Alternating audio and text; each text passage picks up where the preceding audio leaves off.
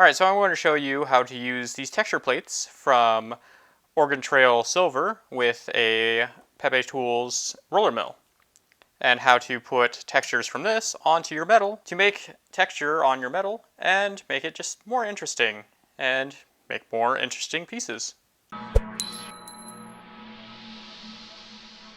So you can pretty much do this with scrap material like what I'm going to be doing, or you could do it with material that you buy for this. You're probably going to want to anneal or buy, say, silver that is already soft, just so this can transfer as easy as possible. And I'll show you on these pieces, because I just cut this in half. This is annealed, this is not annealed. So we'll see how that transfers. So when it comes to using the mill itself, you're actually going to want to use these little dials. It makes it extremely easy and gets you consistent results. So basically, you're going to take your plate, and then you're going to take whatever piece of metal and place it on top of it. And then I'm going to put this in the mill just to the point of where it is underneath the bottom part of the roller, and then I'm going to tighten down the roller on top of the metal.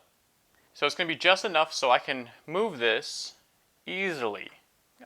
So once you can do that, you can set this to 0, and I set both of them, but you don't really need to because you only need to pay attention to one of them. Then you can open it and take your plate and metal out. Then reset this to where 0 would be. So once you get it to the 0 again with no plate in there, you can turn it, and I usually only go about that far. So if you wanted to do more, you could try to do it like this, but it depends on your metal and thickness and all that other stuff. So just kind of do what feels good for you.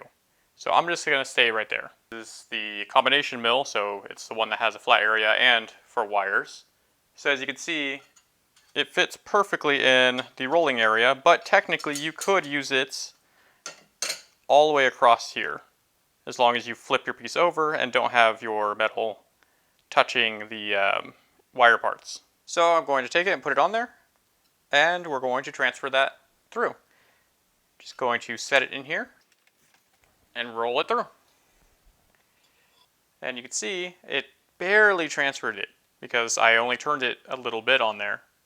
So now I know with this particular metal, that's also a good reason to use scrap pieces to dial this in. For this particular piece, I'm going to just flip it over because it's just scrap anyways, and put it back on here.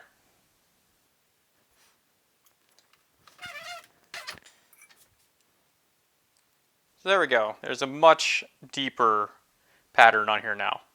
So now I'm going to use this one, and I'm going to use the non-annealed piece and see how it turns out.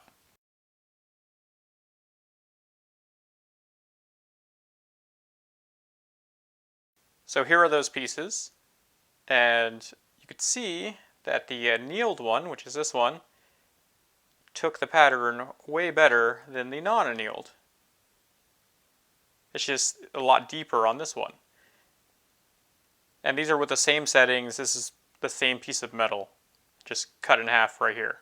So make sure you're working with metal that is already soft or annealed to guarantee better results with your patterns. And here's a closer look at the non-annealed one. You can see it's just not as good in some spots. And then the annealed piece, it's pretty much a perfect transfer. You can also take something like a ring blank and put it through and pattern the entire outside. So this is the ring blank after running it through. It has a nice pattern on the outside and it's completely smooth on the other side. I obviously annealed this and just kind of brushed that off real quick so you can see it. But now this is ready to just be turned into a ring, and it has a nice pattern on it. Keep in mind, if this was the right size ring blank, it is now the wrong size because this did squish this a little bit and stretch the metal. So now it is a little bit longer. So double check things afterwards, or use pieces of metal that are longer than needed and then put your patterns in and cut them to size. So if you already have a piece that is cut out something like this and run it through, it's going to deform in different ways. For instance, this one probably wouldn't matter too much on how much it moves, but rings and stuff that need exact measurements will matter.